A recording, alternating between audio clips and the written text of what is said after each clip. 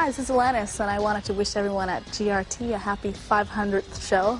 You haven't been alive for 500 years, but for 10 I understand. So congratulations, and many more years to come, hopefully. See ya.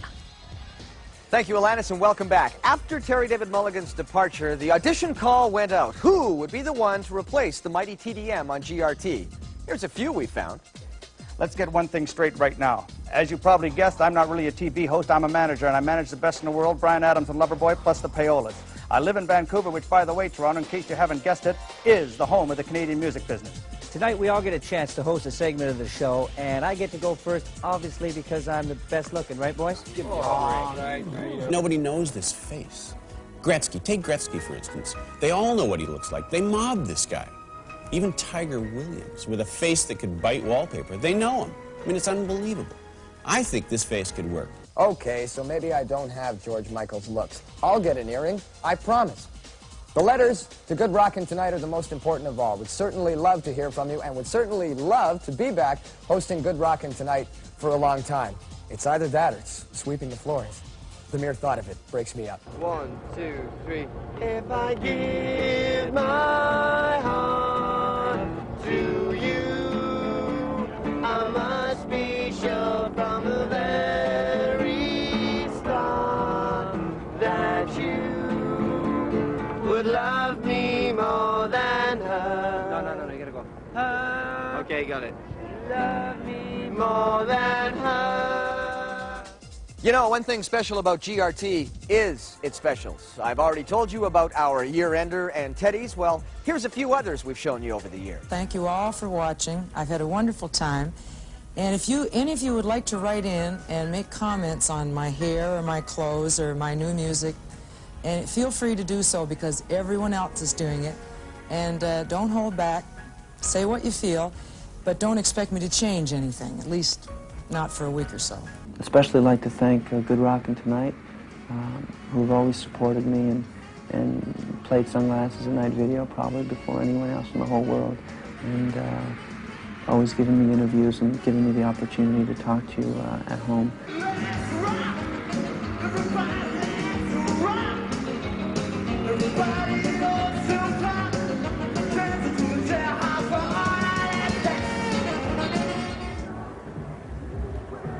G'day, girls. Mick Dundee from Australia. Looking for a good time, honey? Always looking for a good time. I don't think the scene has changed so much as the world's awareness of Australian acts has changed, you know. I mean, it's always been there. The talent has always been there. And it's always produced great bands. A lot of the other bands, Little River Band, were never a huge live band there. One of the only bands that's really sort of established itself as a live act and then cracked overseas was probably AC/DC. Australia, you can go from one to the next playing for weeks and weeks on end. There's do a lot of Australian bands. Yeah, no one turns up, but you can play in there, you know. No, we were able, we wanted to go out and road test the band and see whether we actually were a band or whether it was just a figment of somebody's imagination. Or whether we were just a crowded house. It's probably a lot easier to stay in Australia, for sure. It is a lot easier to stay in Australia and just play around. I don't know, it's not big enough for us. We get a bit edgy, you know, want to get out and play. I think that the Aussie bands are good bands, you know, and I think that considering our population and, you know, the distances that we have to travel and the whole business of sort of trying to get into other areas, I think that they've done pretty well. Hi friends, I'm Mickey from Opus. Hi, I'm Wade. And we'll tell you, there's Good Rockin' Tonight.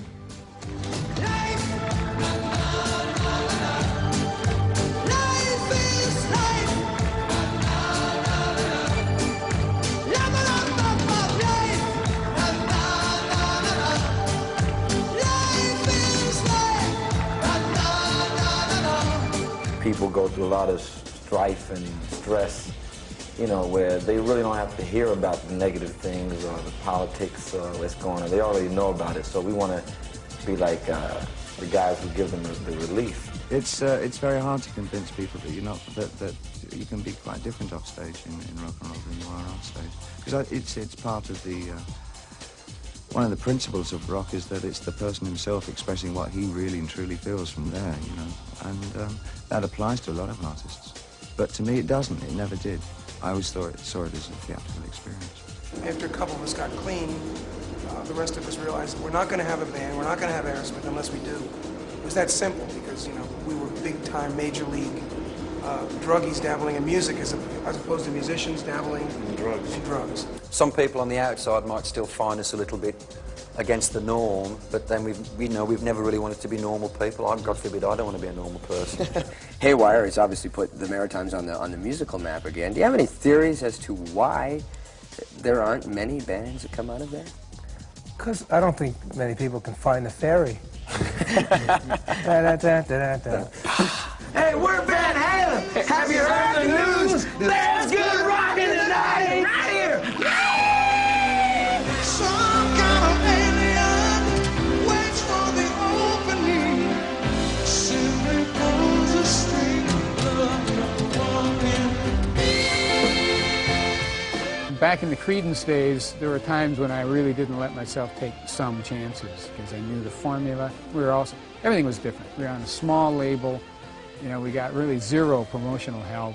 It was all coming from the group, period. What I miss about the Doobies is my friendships with all the guys and seeing them on a semi-regular basis. You know, as much as we promised each other we'd keep in touch, more regularly. Time flies, and you realize you haven't talked to each other in a while. I started with a little toy synthesizer this big. I used to play with one finger at a time. I used to have little stickers all over the synthesizer. With A, B, C, D. Let me just speak to the camera.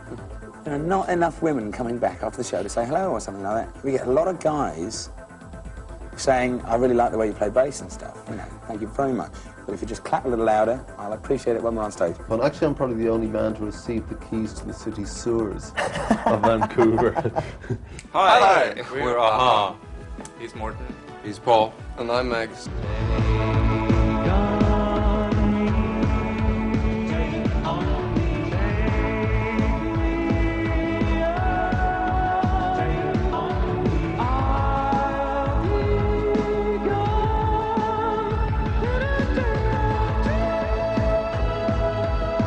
Now, obviously, we can't cover our entire 10 years with just a one-hour show, which is why I'm inviting you to check us out next week. If you haven't seen your favorite performer tonight, you will want to be here next Saturday because the party continues.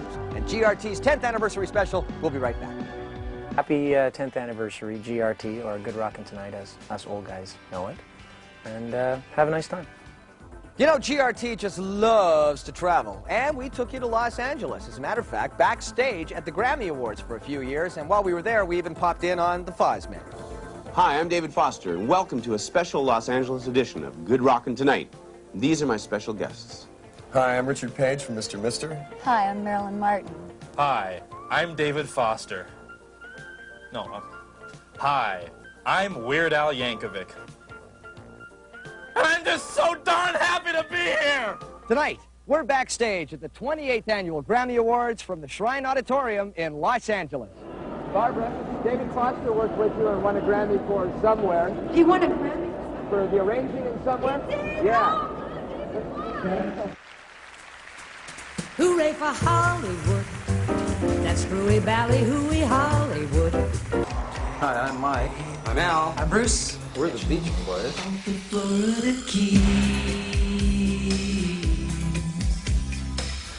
There's a place called Kokomo.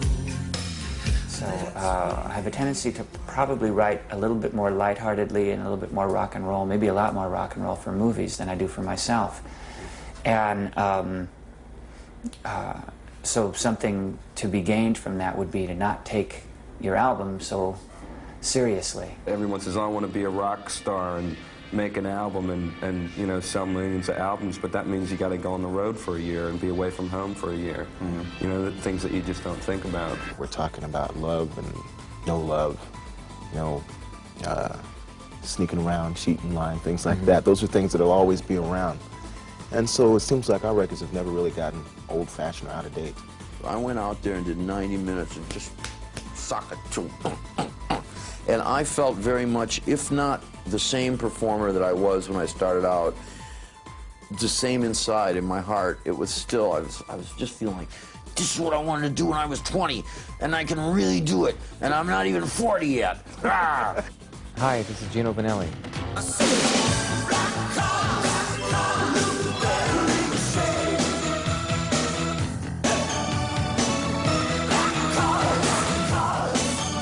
is the age of synthesizers, Bruce.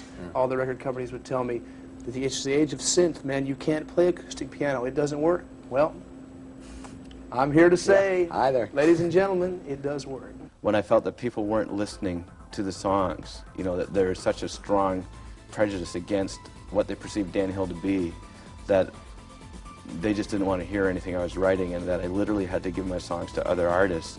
And then those same people that didn't want to listen to me would hear another artist sing it and not know it was my song, saying, whoa, what a great song. I remember this guy came up to me in the airport, and he said, hello, Chris, very nice to see you. He said, would you ever do me a favor?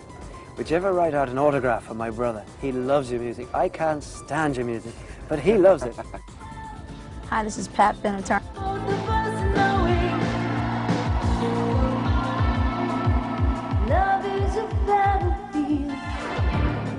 See, the difference in this band is that I'm actually singing my own material.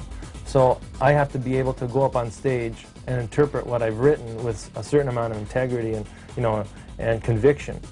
And I just don't think Arnold Lanny today can sing, you know, hey baby, baby, come to my house kind of stuff. Could you do me a favor? Then tell Jim for me that, you know, try was okay. And I appreciate him helping, you know, getting the record to a place where You tell songs. Greg. You tell Greg for me. No, did you tell Jim that? No, he appreciates everything you've done.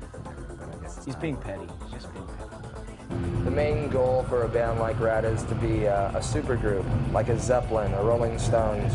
And until that day has come, we have never really, you know, done what we've set out to do. There's one thing that irritates me as a form of chauvinism is very quickly to label people rednecks, and to think that they're stupid, and they're not. And it's just that people that work for a living don't have time to sit around and drink wine and talk about politics. And I just want to be really good at being what I am, which is Julian Cope, you know, so I'm good at being pale, thin, skinny, and messed up. Hi, I'm Mick McKaylee. I'm John Levin. Guy Marcello. I'm Ian Hogan. And I'm Joey Tempest from Europe.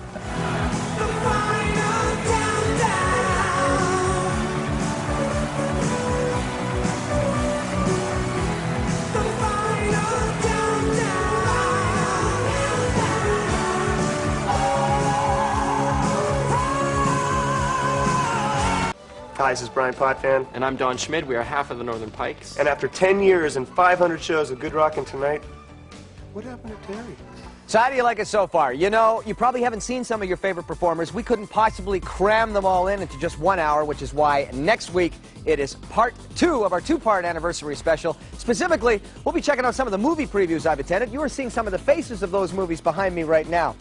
You know, I got to tell you something. We could not have made it 10 years without you. And when you get right down to it, you probably couldn't have made it 10 years without us. Thanks so much for being a part of our family, and we'll see you next week for part 2.